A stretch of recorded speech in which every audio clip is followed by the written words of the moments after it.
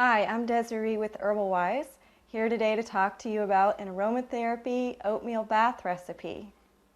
An oatmeal bath is a great choice for relieving dry, itchy skin, including hives.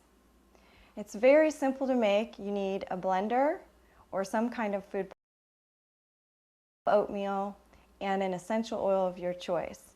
I recommend lavender because it's also for the skin and for the mind.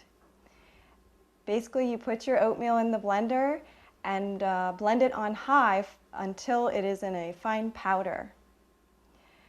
Then, to take the bath, while running the water, you sprinkle the oatmeal into the bath water and swish it around with your hands to make sure it's distributed evenly. And then you add about 20 drops of essential oil. Be careful getting into the tub because the oatmeal can make it more slippery than usual.